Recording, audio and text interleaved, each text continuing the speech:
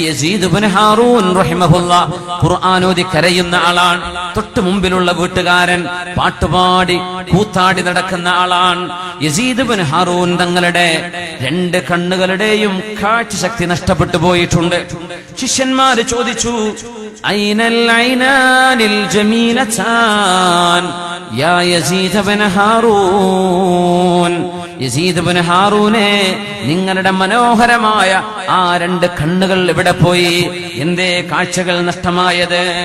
അതിന് മറുപടി പറയുന്നു മഹാനായ യസീദ് ഇബ്നു ഹാറൂൻ എന്നവർ, അദ്ഹബഹുമാ വല്ലാഹി ബുകാഉൽ അസ്ഹാർ.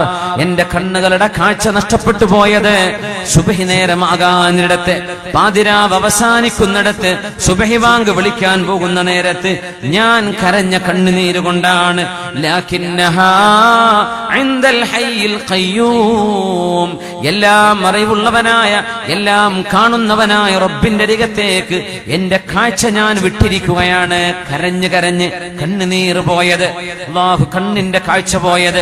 റസൂലുള്ളാഹി സ്വല്ലല്ലാഹു അലൈഹി വസല്ലം തങ്ങൾ പറയുന്നുവല്ലോ, മനിബ്തലൈതുഹു ബിഹബീബതൈഹി.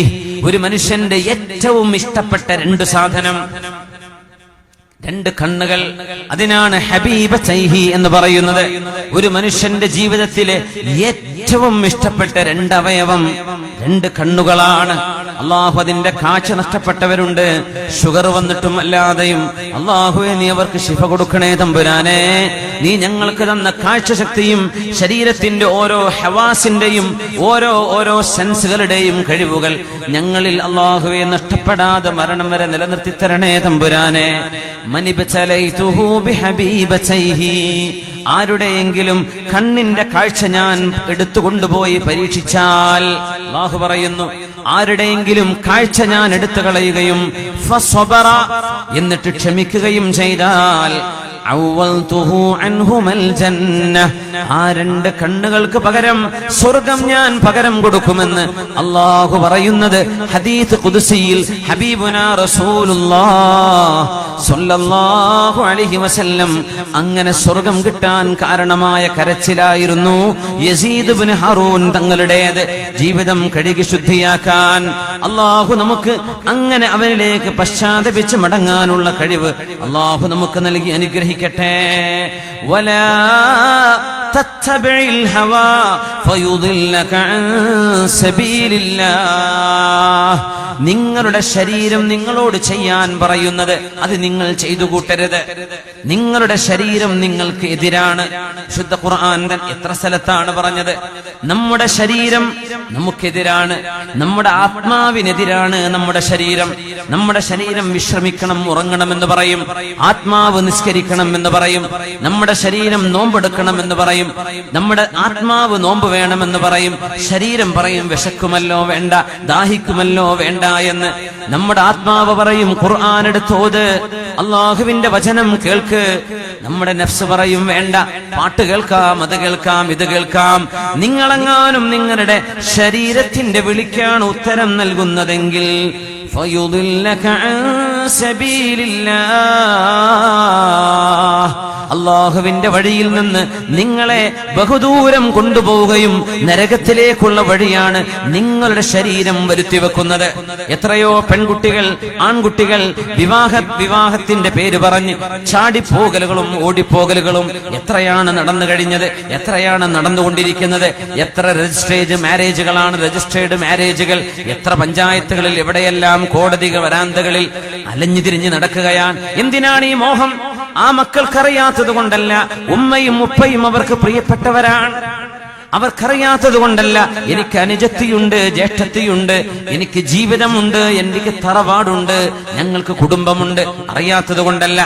ആ കുട്ടി മദ്രസയിൽ പോവാത്തത് കൊണ്ടല്ല, ആ കുട്ടിക്ക് ദീൻ അറിയാത്തത് കൊണ്ടല്ല. പക്ഷേ ശരീരമാണ് അവളെ വഴക്കിയെടുത്തത്. ലൈംഗിക സുഖത്തിന്റെ പേരിലോ, തന്റെ കാമുകന്റെ സ്വറ പറയലിന്റെയോ അവന്റെ തമാശ പറയലിന്റെയോ പേരിൽ, അല്ലെങ്കിൽ കറങ്ങി നടക്കാൻ പറ്റും എന്നതിന്റെ പേരിൽ, ഇതൊക്കെ ശരീരത്തിന്റെ ആഗ്രഹങ്ങളാണ്. എന്നാൽ ശരീരം ഒരൽപ്പം മുന്നോട്ട് പോയി അതനുഭവിച്ചു കഴിഞ്ഞാൽ പിന്നെ മനുഷ്യന് ബോധം തെളിയും. വേണ്ടില്ലായിരുന്നു, ഞാൻ എന്താ ഇപ്പൊ ചെയ്തത്? ഞാൻ എന്താണ് ഈ കാണിച്ചു കൂട്ടിയത്? അപ്പോഴേക്കും പത്രങ്ങൾ മുഴുവനും വാർത്തയായി, വാട്സപ്പുകളായ വാട്സപ്പ് മുഴുവനും വാർത്തയായി, നാട്ടുകാര് മുഴുവനും അറിഞ്ഞു. ഒരു കുടുംബം അപമാനമായി. ആ പ്രിയപ്പെട്ട ഉമ്മയോട് ഉപ്പയോട്, മോളെ നീ നിന്റെ ഉമ്മയുടെ കൂടെ വരുന്ന മോളെ, നിന്നെ കൊച്ചുകുട്ടിയായിരുന്ന കാലത്ത് അമ്മിഞ്ഞ പാല് തന്ന് നിന്റെ കൈകാലുകൾക്ക് ശേഷിയുണ്ടാവാൻ ഭക്ഷണം തന്ന് നിനക്ക് രോഗമായപ്പോൾ കൂടെ ഉറക്കമിളച്ച് കിടന്ന നിന്റെ ഉമ്മയല്ലേ ഞാൻ. ഉമ്മായുടെ കൂടെ മോള് വാ, മോൾക്ക് അനുയോജ്യമായൊരു വിവാഹബന്ധം നല്ല ഇസ്സത്തിലും അന്തസ്സിലും വാപ്പ നടത്തിത്തരാം, മോള് വരുന്നോ എന്ന് കോടതി വരാന്തകളിൽ ചോദിക്കുമ്പോഴും ഉപ്പാ ഉമ്മ എന്ന് പോലും പറയാതെ നിങ്ങളോടുകൂടെ ഞാനില്ല എന്ന് പറയുന്ന പെൺകുട്ടികൾ അവരവരുടെ ശരീരത്തിന്റെ അടിമയായി മാറിയതുകൊണ്ടാണത്. ശരീരത്തിനടിമയാകുമ്പോൾ ബുദ്ധി വർക്ക് ചെയ്യില്ല.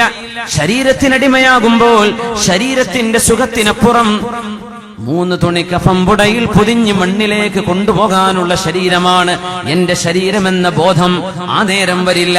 പ്രേമം തലക്കടിച്ചവർക്ക് വരില്ല. പ്രേമബദ്ധരായ ആളുകൾക്ക് എത്ര ഉപദേശിച്ചാലും മനസ്സിലാവില്ല. അവസാനം നമ്മുടെ ശരീരം കൊണ്ടെത്തി ആ ചാടിപ്പോകലും അല്ലാത്തതും വ്യഭിചാരവും കറങ്ങലും തിരിയലുമെല്ലാം കഴിഞ്ഞ് 6 മാസം കഴിഞ്ഞ് വീട്ടിലേക്ക് വഴിതെറ്റി വരുന്ന പോലെ തിരിച്ചു വന്ന് നടക്കുമ്പോഴാണ് ഞാൻ എന്താണ് ഈ കാണിച്ചു കൂട്ടിയത്, എന്തേ എനിക്ക് പറ്റിയത്, എന്നെ ആരോ പറ്റിച്ചതാണ്, എന്നെ അവള് പറ്റിച്ചു, എന്നെ ഇവൻ വഞ്ചിച്ചു. പറയല്ല മോളെ, പറയല്ല മോനെ. അത് സംഭവിക്കുന്നതിന്റെ മുമ്പ് നമുക്ക് നമ്മെ നിയന്ത്രിക്കാൻ കഴിയണം. നമ്മുടെ ജീവിതത്തെ ഓർത്ത് നാം സങ്കടപ്പെടാതിരിക്കാൻ. സ്വല്ലു അലൻ നബി മുഹമ്മദിൻ വആലി. اللهم صل على سيدنا محمد وعلى آل سيدنا محمد وبارك وسلم عليه. اللهم صل على سيدنا محمد وعلى آل سيدنا محمد وبارك وسلم عليه. ഒരുപാട് സ്വലാത്ത് നമ്മുടെ ഹബീബിന്റെ ഹളറത്തിലേക്ക് എത്തും. അല്ലാഹു എത്തിച്ചു കൊടുക്കട്ടെ, അവിടുത്തെ അല്ലാഹു സന്തോഷിപ്പിക്കട്ടെ.